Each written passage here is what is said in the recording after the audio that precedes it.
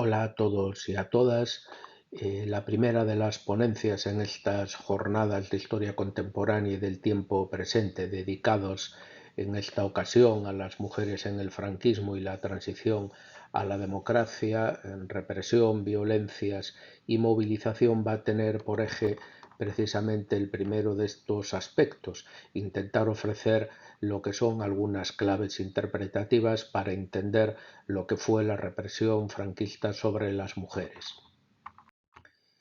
Bueno, como punto de partida, voy a intentar dar unas breves pinceladas de carácter historiográfico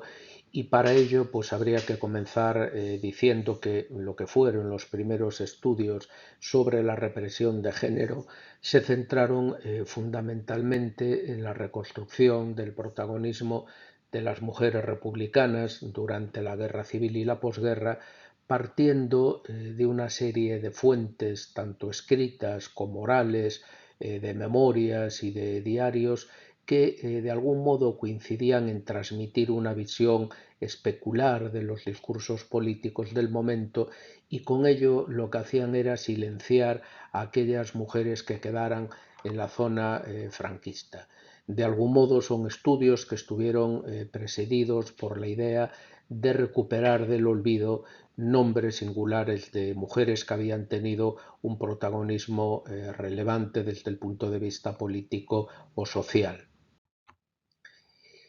De algún modo habría que decir que lo que fue esta obsesión por la recuperación del nombre de los sujetos, en este caso de las mujeres, condujo a lo que podríamos llamar un individualismo metodológico que parecía más preocupado por la recopilación de los nombres de las represaliadas que por introducir las nuevas perspectivas que en aquellos momentos ya estaban abriendo la historia cultural y la historia social. En particular, lo que comenzó a interesar fue un poco el análisis de las formas en las que un determinado sujeto, en un contexto histórico determinado, en este caso el de la dictadura, moduló las experiencias femeninas para conformar una identidad común. Esto lo que dio origen fue una proliferación de estudios como los que tenéis ahí en pantalla, centrados en lo que serían las historias de vida de mujeres que lo que hicieron fue construir un poco su identidad desde culturas políticas antifranquistas o en general, si queréis, antifascistas. Con esto, claro, lo que ocurrió fue que no siempre se logró trascender lo que era el enfoque biográfico, de modo que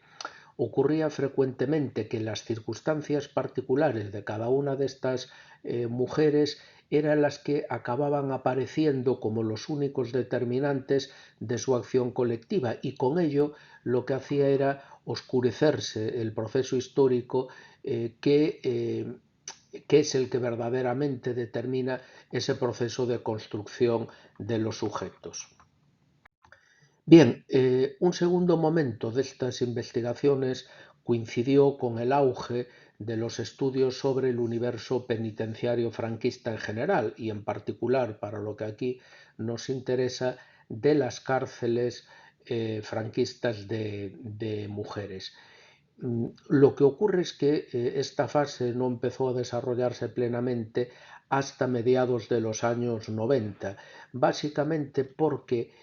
los estudios sobre cárceles específicas de mujeres estuvieron limitados a lo que eran las dificultades de acceso a las fuentes de carácter penitenciario y a los archivos militares que constituyeron los elementos básicos para un avance muy significativo en este capítulo. Bien, pues de algún modo lo que hacen las investigaciones más recientes es, por así decirlo, tratar de integrar la perspectiva de género en los estudios sobre la represión franquista, que yo diría que están guiados fundamentalmente por tres principios esenciales. El primero sería el intento de lograr una comprensión más general y compleja de la historia de las mujeres de la resistencia al franquismo, tanto de lo que serían las formas de resistencia más institucionalizadas de oposición y de lucha clandestina, como lo que serían otras formas de resistencia que podríamos denominar más cotidianas. En segundo lugar, lo que se trataría era de integrar toda una serie de formas represivas que no existen en el caso de los hombres o que son muy anecdóticas, como ocurre con las violaciones o los rapados, la violencia cotidiana o la apropiación público-política de la moral y de los cuerpos de las mujeres. Entonces, este intento de integración de estas formas represivas constituye actualmente una línea de avance muy interesante. Y con esto un poco lo que se trataría sería fundamentalmente de superar estos primeros trabajos que se llevaron a cabo, por así decirlo, desde arriba, con puntos de vista muy institucionalizados, muy centrados en la militancia política y sindical, y que un poco lo que hacían era olvidar los mecanismos de control social y los micropoderes instalados en la esfera pública y en la vida cotidiana, que yo creo que es un poco el reto por el que tendrían que discurrir las nuevas investigaciones. Bien, una vez que vimos estas pinceladas, lo que sería el siguiente paso que voy a intentar hacer sería un poco sistematizar cuáles serían las características fundamentales de esa represión sobre las mujeres a partir de la metodología que hemos desarrollado en la investigación en el caso de Galicia, que a día de hoy constituye una de las comunidades más avanzadas en cuanto a las investigaciones en esta temática. Bueno, como punto de partida, lo que quiero decir en primer lugar es que nos vamos a centrar en el eje de esta intervención en dos grandes modalidades represivas sobre las mujeres, sin entrar en otros aspectos que yo creo que tendrían cabida más en el ámbito de la coerción, como serían pues todos esos aspectos relativos a la construcción del paradigma de mujer en el franquismo. Es decir, con lo que vamos a trabajar fundamentalmente en esta intervención es con, por un lado, la cuestión de la represión física sobre las mujeres en sus distintas modalidades, tanto lo que supone las ejecuciones como la pérdida de libertad, y luego una segunda parte de la intervención que se centrará en formas específicas de represión sexuada, que es aquella que padecen las mujeres simplemente por el hecho de serlo. Bueno, en este punto quizá convendría también empezar con una breve referencia historiográfica, partiendo de la base de que los primeros estudios sistemáticos sobre la represión franquista que se hicieron en Galicia, la práctica totalidad de ellos en el marco de las primeras tesis doctorales de carácter provincial, es cierto que no eludían el análisis de la represión sobre las mujeres, ni que tampoco dejábamos en realidad de poner de manifiesto las diferencias en cuanto a intensidad, a ritmos e incluso una naturaleza marcadamente diferencial. Pero no deja de ser muy significativo que en el primer intento de una obra de conjunto sobre la totalidad de la comunidad autónoma, que es esa que tenéis en pantalla, lo que han hecho en Galicia, publicado por la editorial Crítica, no había un apartado específico sobre la represión de las mujeres, cuando es cierto que en otros territorios del Estado ya se habían dado algunos avances significativos en esta línea. Bueno, pues hacia mediados de la primera década del nuevo milenio, en torno a 2005-2006, fue cuando, al margen de algunas aportaciones pioneras de muy escasa difusión, fue cuando, como digo, empezaron a verse los primeros resultados todavía limitados a contribuciones a congresos, a jornadas, incluso en catálogos de algunas exposiciones que fundamentalmente lo que acreditaban es ya un creciente interés por esta temática. Sería precisamente, bueno, como reflejo de todos esos avances, la primera obra colectiva que, desarrollada en el marco universitario, tenía pues como centro intentar ofrecer una perspectiva sobre la historia de las mujeres en el siglo XX. Y esta obra sí que ya contaba, por ejemplo, con un capítulo monográfico dedicado específicamente a la represión de género, esbozando ya algunas de sus líneas y características diferenciales, y también algún otro trabajo que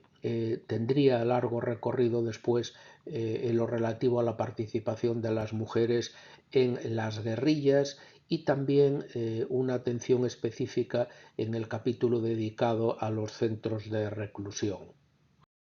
Un poco la culminación de estas líneas de investigación se produjo con la publicación de esa obra monográfica, en la cual, además de analizar la represión sobre las mujeres a nivel provincial durante los años de la Guerra Civil, se profundizó en los roles que desempeñaron estas mujeres en la resistencia armada a lo largo de los años 40, sobre todo, y principios de los años 50. Además, se le pusieron nombres, voces e incluso rostros a los que participaron en la resistencia al golpe, como digo, la guerrilla, también a las que fueron el principal soporte de huidos de guerrilleros, de topos, y también a las familias de los que quedaron, de los que habían sido víctimas o que habían sido asesinados o fusilados. En esta fase trabajamos fundamentalmente con la totalidad de los sumarios incoados en Galicia contra mujeres por la jurisdicción de guerra, también con el vaciado de los registros civiles que culminamos en el contexto del proyecto Nomes y Voces, y también con la exploración de las diferentes fuentes de carácter penitenciario muy desiguales, como veremos, y que, bueno, básicamente lo que nos permitieron fue fijar de un modo muy aproximado las cifras de represaliadas, tanto de las que fueron ejecutadas extrajudicialmente como después de una sentencia de Consejo de Guerra, así como las que sufrieron distintas penas de prisión, como enseguida veremos. En consecuencia, lo que conseguimos desvelar fue la naturaleza de la acción punitiva ejercida por los tribunales militares y también por las autoridades gubernativas, respondiendo o intentando responder a lo que es la cuestión clave en cualquier investigación de este tipo, es decir, cuál fue la variable o la influencia de la variable género, pero también intentamos hacer visible la lógica que guiaba la actuación de los rebeldes a la hora de decidir sobre la ejecución de las mujeres, determinando cuáles fueron los elementos decisivos para que unas consiguieran salvar su vida, mientras otras eran asesinadas sin concesión alguna a su condición de mujeres. Y sobre todo, lo más importante, pudimos establecer con una clara nitidez el perfil, o para ser exactos, los perfiles de mujeres ejecutadas, situándolas además en un marco interpretativo global que nos permitió poner de manifiesto las características diferenciales de esta represión y, por consiguiente, lo que era la multidimensionalidad del fenómeno represivo durante el franquismo. En definitiva, lo que hicimos fue analizar a nivel macro y micro la represión física sobre las mujeres hasta alcanzar un grado de conocimiento mucho más detallado que en el caso de los hombres, como podéis ver en todas estas tablas y cifras en las que lógicamente no voy a entrar. Por tanto, nada más lejos de esas afirmaciones que a veces se hacen gratuitamente en el sentido de decir que la represión sobre las mujeres es todavía mucho más desconocida que en el caso de los hombres. Como digo, y podéis ver, nada más lejos de la realidad. En cualquier caso, sí quiero destacar en este punto que este soporte cuantitativo yo pienso que resultó fundamental para poder responder a lo que es la pregunta esencial en estos trabajos y también en esta intervención, es decir, cuáles son las claves explicativas de esa represión sobre las mujeres. Y como podéis ver, no solo para el periodo de la Guerra Civil, sino también para la inmediata posguerra, hasta mediados de los años 40. De modo que podemos decir que bueno, hemos avanzado también en todo este conflictivo periodo, lo que no significa que todavía no quede bastante camino por recorrer. Bueno, vamos entonces ahora ya con lo que serían las características de la represión extrajudicial sobre las mujeres. Es decir, a partir de toda esa información que acabáis de ver sistematizada en datos estadísticos, lo que vamos a hacer es, a partir de ella, intentar extraer esas notas diferenciales. En primer lugar, en lo que se refiere a la represión física con resultado de muerte, distinguiendo la que por un lado aplican los tribunales de guerra de la que se realiza al margen de estos, es decir, lo que es la represión judicial y la represión extrajudicial. Una clasificación que yo creo que es lo suficientemente nítida que permite o para permitir dar cabida a todas las modalidades represivas existentes, pero que desde el punto de vista analítico yo creo que no transmite una imagen lo suficientemente precisa de lo que fue dicha represión.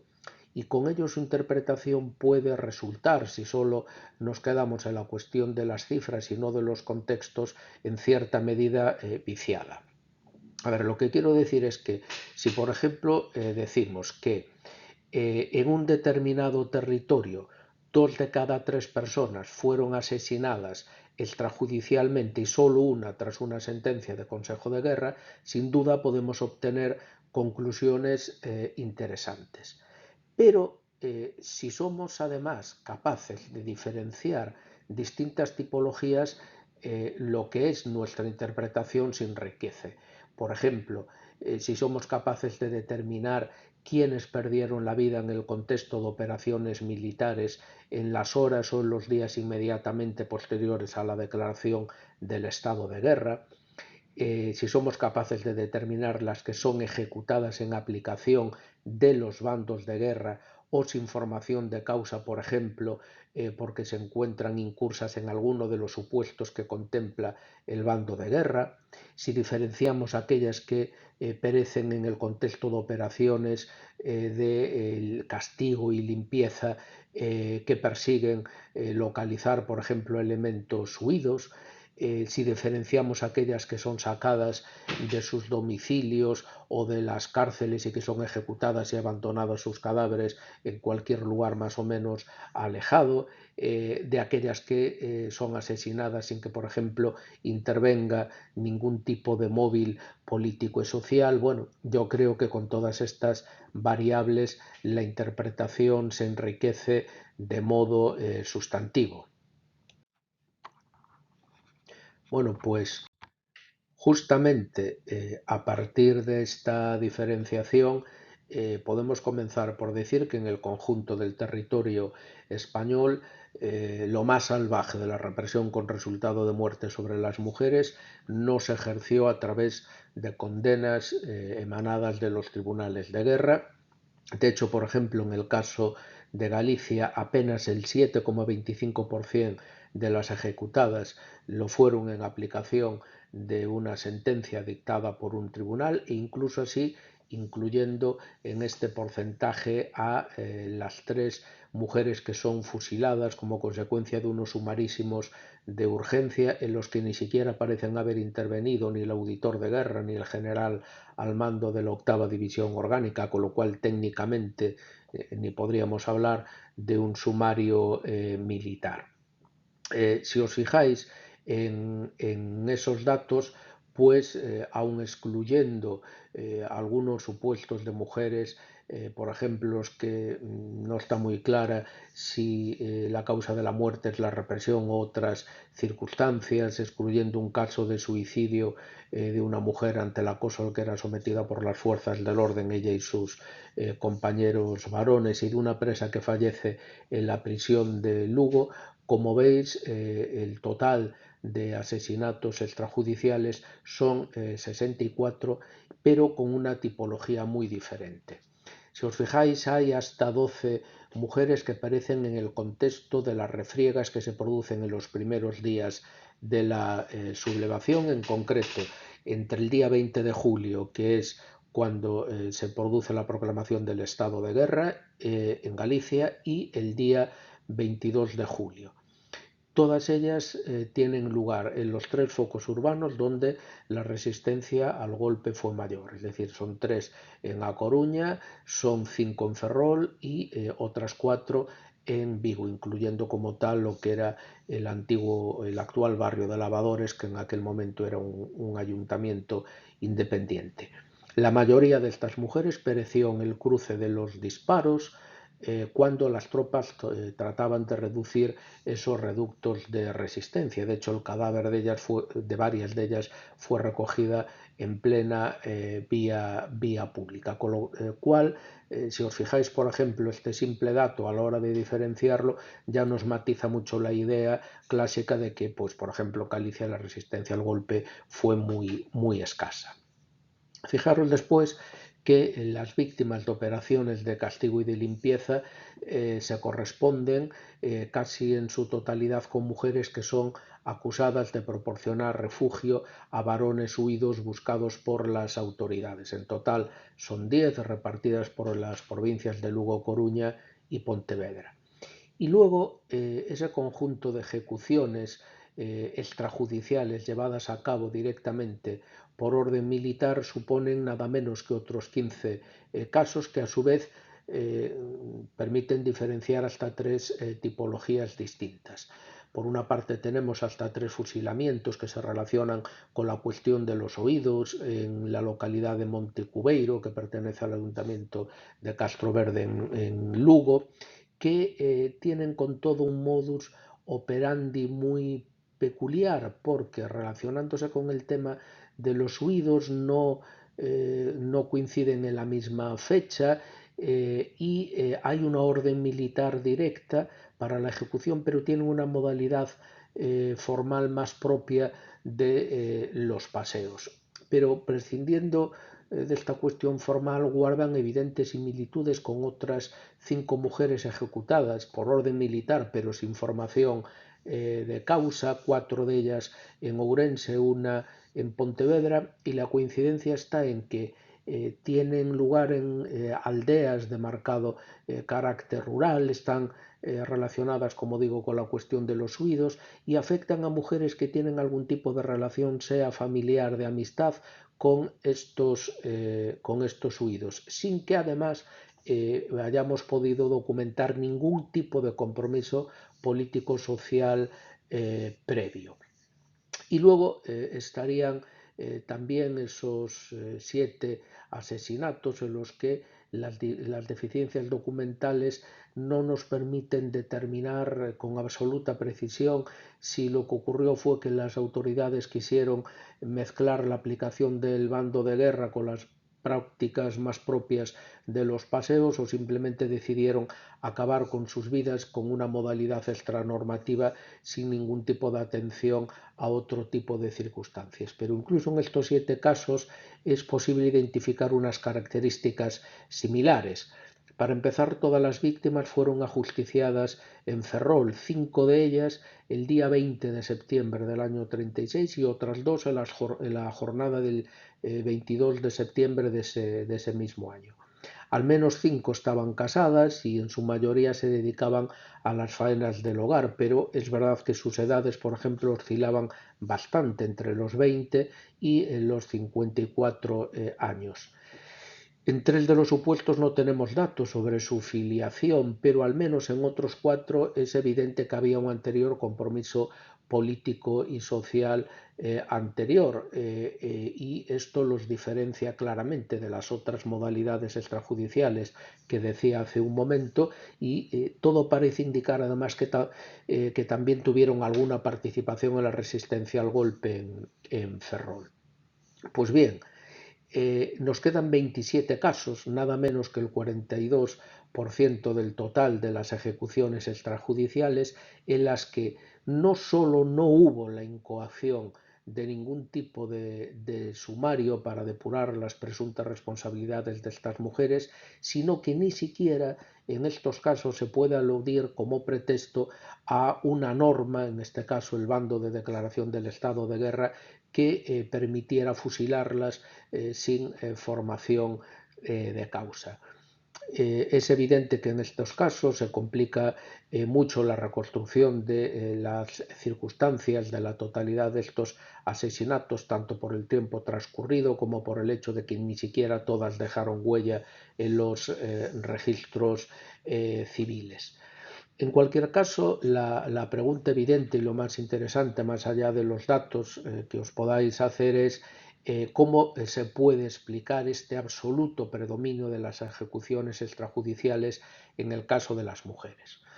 Es verdad que se han dado algunos intentos de explicación. Por ejemplo, se ha señalado que los consejos de guerra solían reservarse para personas muy significadas y la mayoría de las mujeres no podían entrar en esa categoría, pero esto no es del todo cierto. Los que hemos trabajado con una infinidad de sumarios de consejos de guerra sabemos perfectamente que en ellos también fueron encartados tanto varones como mujeres que carecían de toda relevancia política o social. Otros intentos de explicación aducen al hecho de que, por ejemplo, la particular concepción de los rebeldes sobre las mujeres le llevara muchas veces a negarles un protagonismo destacado en la defensa frente al golpe de Estado, o que tuvieran una escasa capacidad de influencia sobre los varones, cosa que también es solo relativamente cierta, como se ve por la abundancia de casos contrarios. Yo creo que desde mi perspectiva quizá fueron más determinantes para explicar este enorme predominio de los asesinatos extrajudiciales otros factores. El primero de ellos, algo tan difícil de medir como la incomodidad que significaba para los golpistas ver a una mujer delante de un tribunal, y del inconveniente que tenía además sacar este hecho a la luz pública, como ocurría con los consejos de guerra, que eran publicitados en la prensa, sobre todo al principio, teniendo en cuenta el papel que a la mujer se le atribuía en las concepciones de los sublevados. Y luego también habría que tener en cuenta un hecho, y es que todo indica también que el porcentaje de mujeres que fueron asesinados al margen de la pirámide decisional de los sublevados, es decir, sin que hubiera una orden directa por parte de las principales autoridades militares de una provincia o de una demarcación de orden público, fue mayor que en el caso de los varones. En todo caso, también es verdad que compartía con el caso de los hombres que esta era una modalidad de asesinato que se prestaba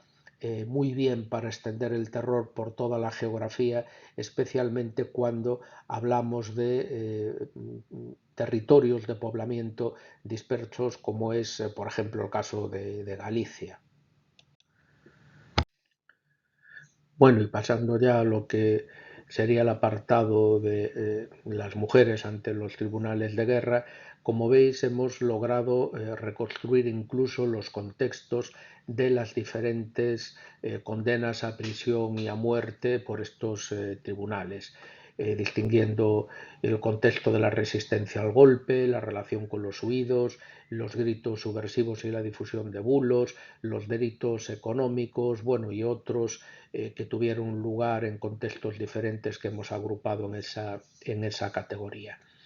Seguramente lo primero que os llame la atención de las cifras es la comparativamente mucho menor presencia de las mujeres en los consejos de guerra con relación a los hombres, lo que yo creo que se explica fundamentalmente por cuatro variables. En primer lugar, la objetivamente mucho más reducida movilización sociopolítica de las mujeres en la etapa inmediatamente anterior al golpe con relación a los varones.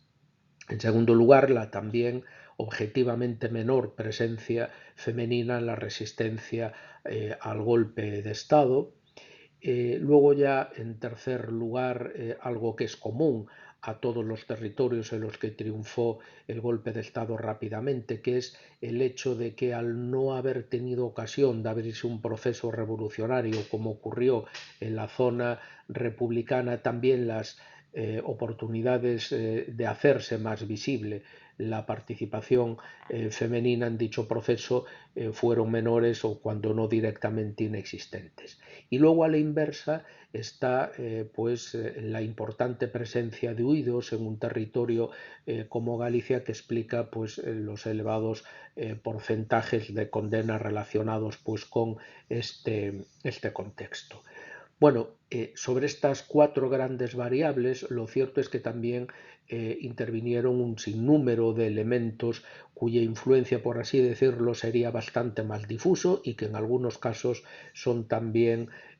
los mismos que inciden en el caso de los hombres. En cualquier caso, es evidente que todo este tipo de elementos son los que explican en última instancia que solo 5 mujeres fuesen ejecutadas como resultado de una sentencia de Consejo de Guerra, una cantidad que incluso quedaría reducida a 2 si prescindimos de esos 3 sumarísimos de urgencia que no habían intervenido ni el auditor de guerra ni el general al mando de la división orgánica al que me refería antes dentro de las tipologías de asesinatos extrajudiciales. Comparad esta cifra con esas 64 mujeres que habíamos visto que habían sido asesinadas en cualquiera de las modalidades de represión extrajudicial. Por tanto, la pregunta clave en este punto es si podemos considerar el sexo como una variable independiente a la hora de modular la represión física por parte de los rebeldes a través de sus consejos de guerra. Es decir, la pregunta es, ¿a igualdad de una misma conducta punible entre un hombre y una mujer se le aplicaría una penalidad diferente exclusivamente vinculada a las distintas concepciones o a los prejuicios de género que pudieran tener los rebeldes? Bueno, pues como ocurren tantos aspectos relacionados con la represión, yo creo que esta respuesta no puede ser taxativa. Es decir, yo creo que la variable sexo no puede, como si estuviéramos en un laboratorio, ser aislada de otras múltiples variables que intervinieron en el proceso represivo. Ni aunque pudiéramos reconstruir en el laboratorio circunstancias como que una mujer y un hombre son detenidos al mismo tiempo, tienen idénticos antecedentes, reciben los mismos informes de conducta, pues no podríamos estar seguros en este sentido al 100%. Ello no es óbice, obviamente, para reconocer la existencia de una serie de pautas que permiten, en primer lugar, afirmar que el género es una variable que tiene que ser considerada de modo específico y particular si lo que queremos es comprender la complejidad del proceso represivo en su conjunto. Claro, la cuestión es que una vez que tenemos claro que esas circunstancias propias de su sexo, que aparecen tantas veces en la documentación, sí, son un elemento explicativo de carácter diferencial, la pregunta es cómo actuaron esas circunstancias. Es decir, atenuando o agravando la responsabilidad de la presunta transgresora, siempre en una misma dirección o cambiando dependiendo de contextos y de circunstancias específicas, siempre en sentido positivo, es decir, aumentando o disminuyendo la responsabilidad, o a veces, en cambio, resultando indiferentes. Bueno, pues empezando por esto último, tenemos abundantes ejemplos en los que el género no parece haber influido de modo determinante en la imposición de una condena. Es decir, son los casos en los que se aplicó la misma condena a una mujer y a un hombre que estaban acusados de los mismos hechos delictivos. Pero no es menos cierto que en otros casos ocurrió justo lo contrario, es decir, determinados rasgos atribuidos por los rebeldes a la idiosincrasia femenina jugaron muchas veces a su favor a la hora de obtener un tratamiento más favorable que el de los varones. Es decir, muchas veces aparece en los sumarios que se considera a las mujeres como seres faltos de cultura, incapaces de actuar y de pensar por sí misma, incapaces de actuar de modo decisivo sobre la conducta de sus maridos, con capacidad muy reducida para influenciar a las masas, que estaban subordinadas a sus maridos, a sus parejas, a sus allegados varones por razones de obediencia, de afecto, de lo que sea, etcétera, etcétera. Pero también hay casos en que ocurre justamente lo contrario, aunque es verdad que el número de supuestos es bastante más reducido que en el caso anterior. Es decir, aquellos supuestos en que esa atribución al género femenino de ciertas cuestiones o de ciertos atributos, pues jugó en su contra. Son supuestos, como digo, mucho más reducidos, pero en los que se ve a las mujeres como elementos capaces de secuestrar la voluntad de sus maridos, mujeres que ejercían una posición dominante en el seno del hogar, propagandistas con eficacia de las ideas disolventes, capaces de actuar como seres sanguinarios que alentaban el pasar a cuchillo a los elementos de orden, etcétera, etcétera, etcétera. Por tanto, esta dualidad lo que yo creo que obliga es a analizar con sumo cuidado todos los sumarios militares para no caer en juicios a priorísticos. Hay que tener en cuenta, por ejemplo, que en el derecho penal y también en el Código de Justicia Militar existen una serie de circunstancias atenuantes y agravantes de la conducta delictiva que podían aplicarse por igual a hombres y mujeres. Es decir, supongamos, por ejemplo, la variable de trascendencia de los hechos o de perversidad del supuesto delincuente es un elemento que a quien se aprecia esa circunstancia agravante de la responsabilidad frecuentemente se le impone una penalidad mucho más agravada. De hecho, la inmensa mayoría de las penas de muerte que se dictaron por los tribunales de toda España llevaban como apreciación alguna de estas agravantes, al margen de las diferencias que existen entre las diferentes divisiones orgánicas. Pues bien, puede ocurrir que a una mujer se le aprecie una de estas circunstancias agravantes y en ello no haya influido la cuestión de la variable sexo. Por tanto, con la atribución de roles vinculados al género debemos actuar también en el caso de los sumarios militares con evidente precaución.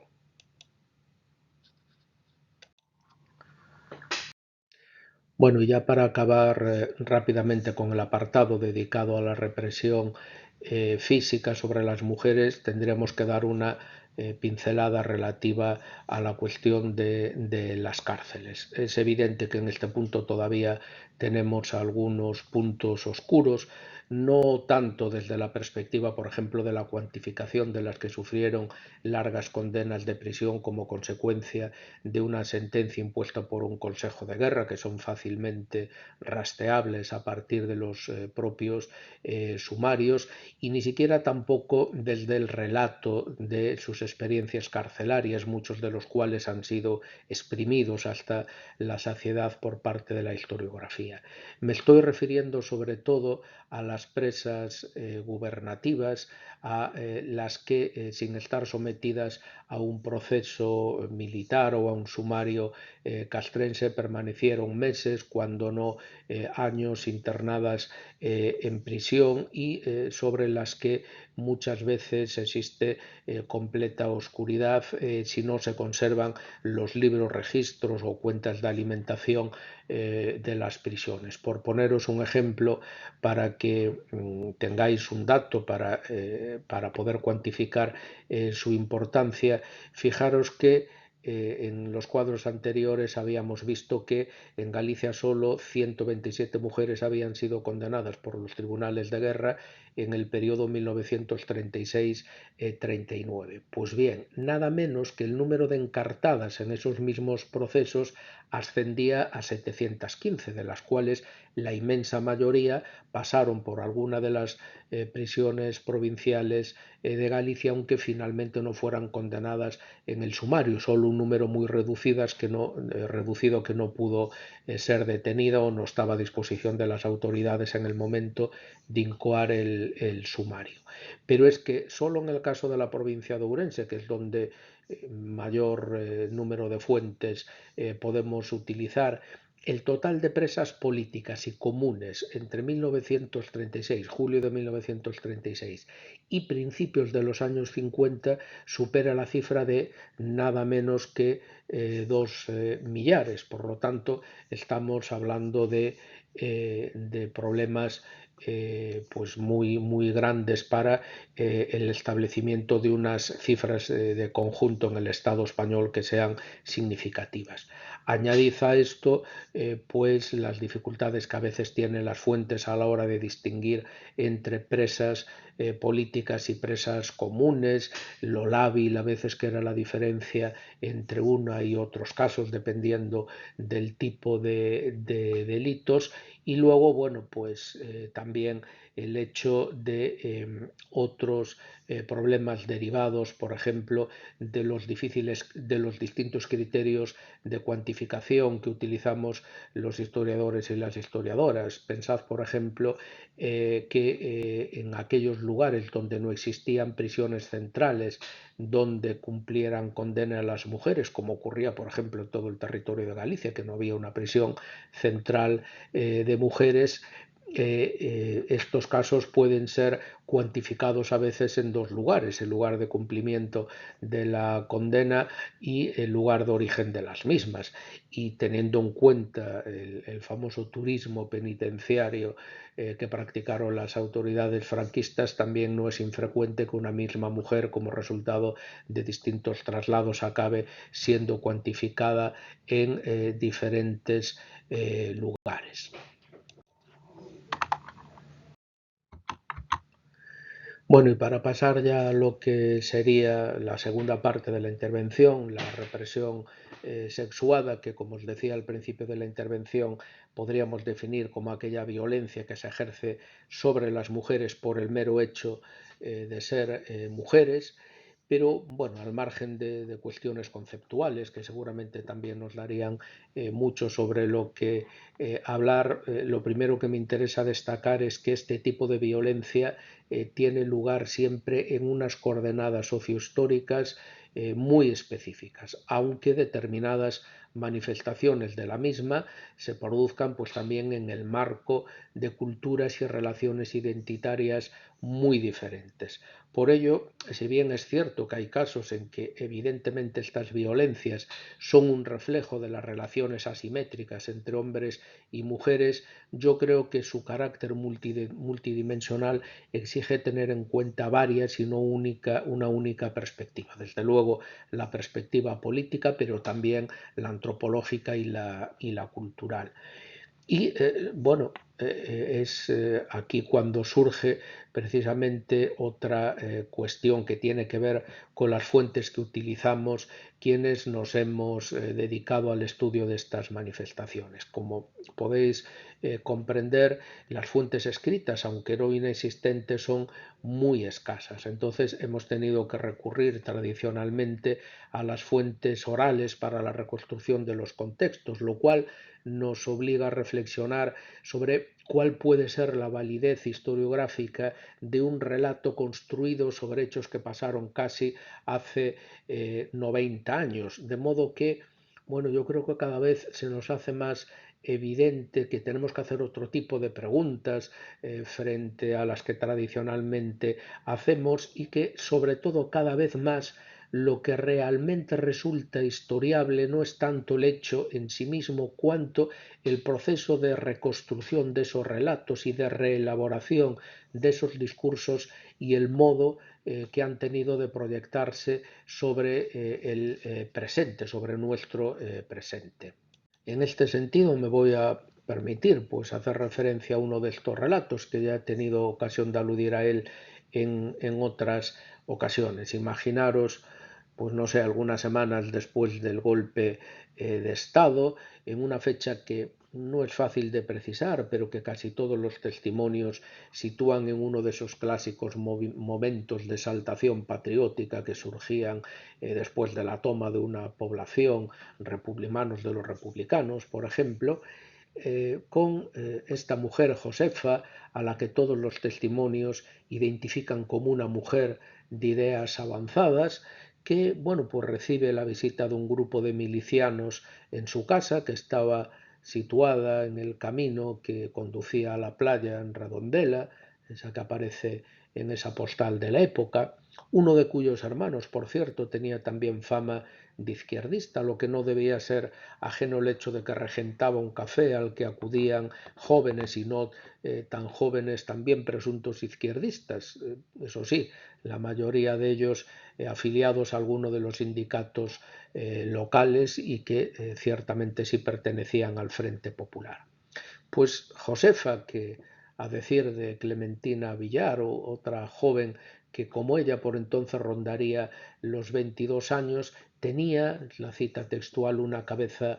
preciosa en la que lucía una bella melena, lo cual no fue obstáculo para que los falangistas, a la vista de todo el pueblo, la raparan la cabeza y la dejaran también, frase textual, hecha un desastre. Finalizado pues el escarnio, una prima de Josefa se ofreció a acompañarla hasta su casa, pero Josefa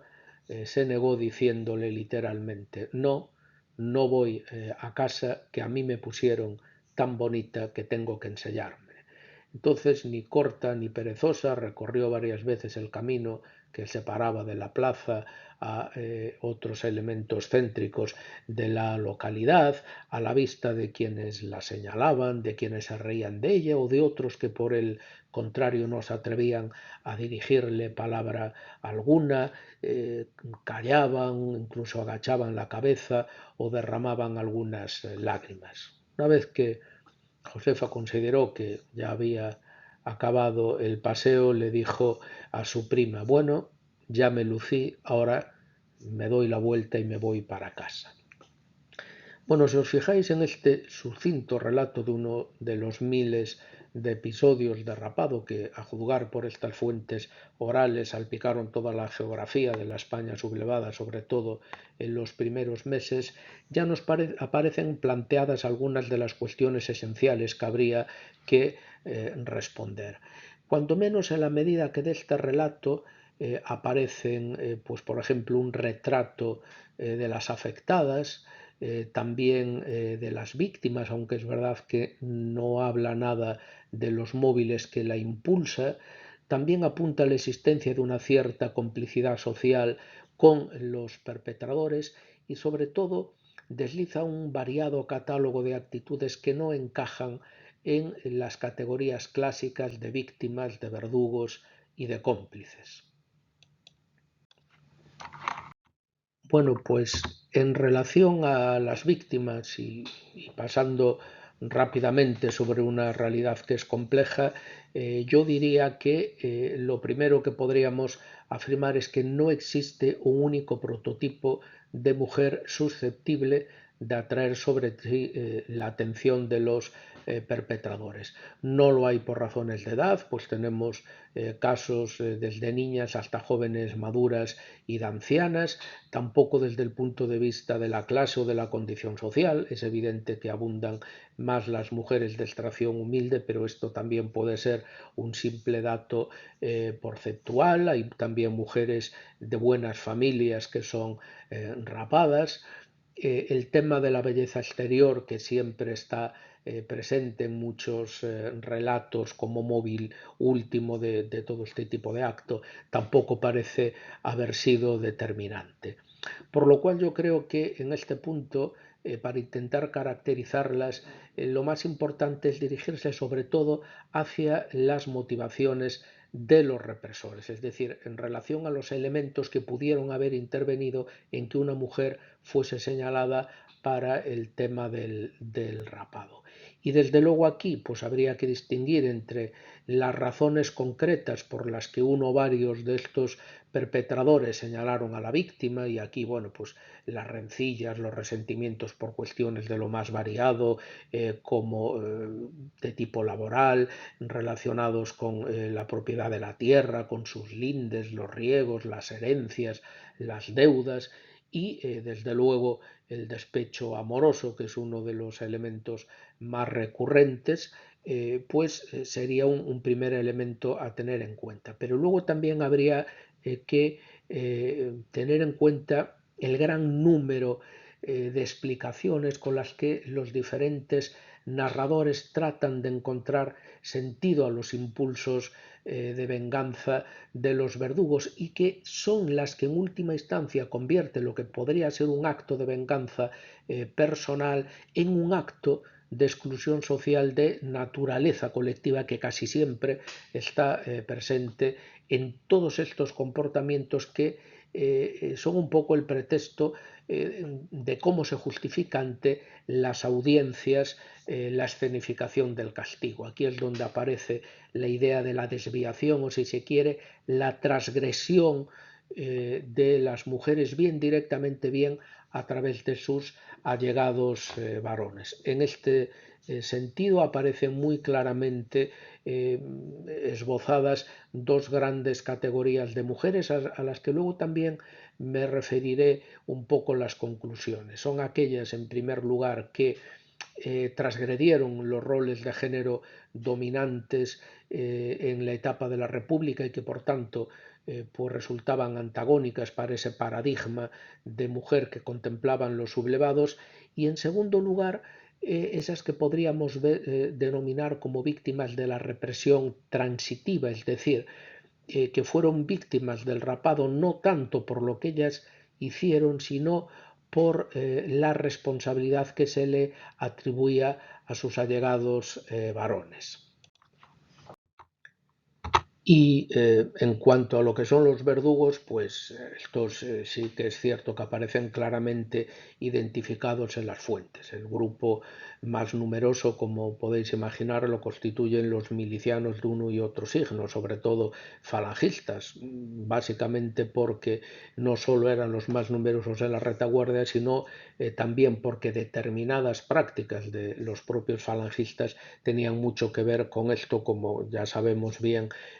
por haber sido aplicados por los fascistas, por ejemplo, en Italia. Pero no es menos cierto que además de falangistas y carlistas aparecen otros miembros de las milicias, e incluso los cívicos, que son esas milicias de retaguardia compuestas por hombres ya maduros, que en muchas localidades fueron una milicia diferenciada por lo menos hasta el decreto de unificación de abril de 1937. También hay testimonios que incluyen entre las trasquiladoras a mujeres. Desde luego, las pertenecientes a la sección femenina también se llevan muchas veces la palma, y la verdad es que si en el caso de los varones no siempre resulta sencillo penetrar en lo que fueron los móviles de su actuación, mucho menos en el caso de las mujeres, porque si ya los transgresores de por sí no fueron precisamente pues proclives a dejar su testimonio, mucho menos en el caso de estas mujeres, que a veces es verdad que en algunos relatos, aunque mucho menos que en el caso de los hombres, pueden haber actuado movidas por el despecho amoroso, por una relación frustrada, pero en otros más emerge incluso la cuestión de la presunta belleza de la víctima que atraía sobre sí la mirada de los jóvenes, y en otros casos, bueno, pues también en rencillas de todo tipo, como en el caso de los varones. Luego también en los relatos aparecen otro grupo de personas que son obligadas a rapar a las mujeres,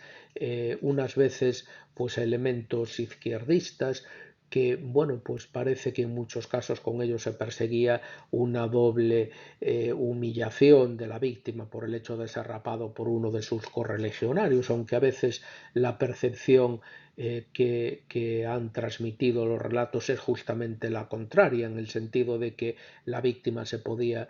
sentir más reconfortada por el hecho de que le practicase el rapado pues uno de estos elementos. En otros, en cambio, el trasquilador es simplemente el barbero de la localidad, y en otros pues lo que aparece muy claro es que se busca como un plus de humillación cuando, por ejemplo, se obliga a utilizar como instrumento para practicar el rapado pues una maquinilla con la que se trasquilaban ovejas o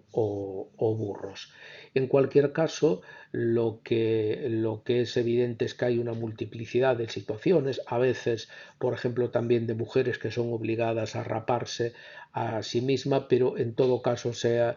cual sea el elemento que actúa, lo que siempre está presente es la idea de esa exposición, de esa humillación pública. En cualquier caso,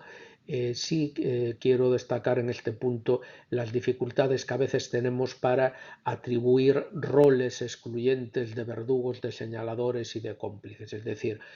tenemos casos de testimonios en los que el más perverso falangista que elabora las listas tanto de los que van a ser asesinados, si son varones, como de las mujeres a las que se le va a practicar el rapado. En cambio aparecen otros relatos como el auténtico ángel salvador, que salva del escarnio a una víctima por todo tipo de razones. Es verdad que esta figura del buen samaritano, muy extendida en la retaguardia, puede en realidad ocultar muchas veces un deseo de proteger a elementos de la propia comunidad, pero en todo caso lo que sí yo quisiera alertar en este punto es de la tendencia a atribuir conductas a veces muy simplistas, sin tener en cuenta que si algo caracteriza a estas conductas es que no son en absoluto estáticas, sino todo lo contrario, son absolutamente mudables en el tiempo. También, bueno, ya para terminar este apartado, hacer referencia a la complicidad social, y en este sentido lo que tenemos que poner de manifiesto es que un acto de la naturaleza pública como este, como se ven estas imágenes, aunque sean de documentales reconstruidos, no siempre de imágenes reales, lo que está claro es que requieren en primer lugar la aquiescencia de las autoridades militares que en la retaguardia sublevada ejercen el control del orden público, sino, lo que es más importante, un cierto grado de complicidad social. Y en este punto, bueno, pues como en el caso anterior, estamos a situaciones de muy diferentes grados. Los hay desde los que señalan a los que de algún modo instigan las denuncias, otros que actúan como meros comparsas, otros que sin ellos no se hubiera producido pues el rapado, son como una especie de cooperadores necesarios necesarios porque, por ejemplo, debiendo intervenir se abstienen de hacerlo, etcétera, etcétera. Esto, por cierto, nos introduce en el perturbador campo de la culpa colectiva, de todo el agregado social que estaba unido por razones de mera vecindad o de proximidad en la villa, sobre todo algo que resulta particularmente incómodo cuando tenemos abundantes testimonios que nos certifican, por ejemplo, que la intervención de un notable local, de un sacerdote, de un militar, a veces de un ciudadano corriente, fue suficiente para evitar estos casos de rapado y que una mujer tuviera que enfrentarse a los verdugos. Y desde luego también nos introduce en el papel de los espectadores, es decir, de la gente que asistía a la representación. Desde luego, a diferencia de lo que ocurrió en Francia, donde hay abundantes testimonios de estas rapadas que sirven a la liberación, es evidente que aquí los testimonios son muy gráficos, son mucho menores, pero está claro que los propios testimonios orales nos introducen en lo que es la enorme paleta de grises en estas actitudes. Los hay desde los que acuden pues contentos al acto del rapado, otros que lo hacen a la fuerza, otros que impulsados por el clima de terror existente, los hay que estimulan a los esquiladores, otros en los que se puede divisar, como en el relato de Josefa, la pena, el miedo, pero lo cierto es que bueno, la mayoría parece haber consentido o callado por todo tipo de razones, ya fuera por la desidia, por el miedo o simplemente por la mera cobardía. Bueno, ya para terminar, yo concluiría señalando que, como habéis podido ver a través de la exposición, no es nada sencillo establecer un perfil de mujer represaliada. Factores como la edad, el estado civil o la extracción socioprofesional no parecen haber sido en absoluto determinantes. Es decir, por ejemplo, que predominan los grupos de edad adulta no es más que el reflejo de que también predominaban las mujeres adultas en el conjunto de la estructura por edades de la población femenina, que dominaban las amas de casa y a continuación, pues por ejemplo, el sector primario en Galicia, pues no es sino fiel reflejo de lo que es la estructura de la población desde el punto de vista de los diferentes sectores de actividad. En todo caso, bueno, yo creo que el decir que pertenecer a uno u otro grupo predisponga para un determinado castigo no sería del todo exacto. Yo creo que lo más significativo es siempre el contexto y los móviles que determinaron pues la imposición de penas más graves, sea que estemos hablando de fusilamientos sin formación de causa, de asesinatos extranormativos, de las penas más duras impuestas por los tribunales de guerra o, como en el caso de la represión sexuada con los rapados o con las violaciones en las que no he entrado por ser un tema todavía mucho más complejo. En todo caso, y partiendo de la necesidad de huir de interpretaciones dicotómicas que simplifiquen en exceso lo que son o lo que fue una realidad multiforme, yo diría que sí podemos establecer al margen de esas matizaciones dos grandes grupos de mujeres represaliadas. El primero estaría compuesto por un buen número de jóvenes que tuvieron una participación más o menos activa en organizaciones de signo izquierdista o feminista durante la Segunda República, que destacaron como militantes o incluso directivas de sindicatos con fuerte presencia femenina, que se hicieron presentes en mítines, en manifestaciones, en huelgas, que se atrevieron a tomar la palabra en ellos. En definitiva, que fueron, si queremos por utilizar una expresión muy manida, capaces o se atrevieron a manifestarse como mayores de edad, como verdaderas ciudadanas. Estas evidentemente fueron consideradas como especialmente peligrosas por los rebeldes en la medida que su actitud transgresora suponía un desafío al modelo, al paradigma de mujer que ellos quisieron imponer, y por eso en ese sentido la represión sobre ellas cumplió también una finalidad marcadamente ejemplarizante, de establecer los límites de lo que era tolerable o no en esa nueva sociedad. Pero no es menos cierto que hay un segundo grupo de mujeres que en el momento de producirse la sublevación no se habían sentido inducidas a participar de un modo activo, por lo menos, en esos grandes debates de su tiempo. Ni la vida política, ni la actividad societaria, ni en la mayoría de los casos la inobservancia de los valores morales en ese contexto de las tradicionales concepciones de la familia y de su papel, pues fueron para nada determinantes en su asesinato, en la condena que se les impuso. Simplemente en estos casos su gran pecado fue, de algún modo, extender a los que habían sido marcados como enemigos del régimen, sus familiares huidos, varones izquierdistas, lo que había sido su tradicional papel en el seno del hogar, es decir, proporcionar refugio, proporcionar alimento a los que habían sido señalados por el régimen. Es verdad que en este caso se podía hacer la lectura de que se las castigaba precisamente por haber descuidado su papel tradicional de madres, de esposas, de compañeras o incluso de hermanas.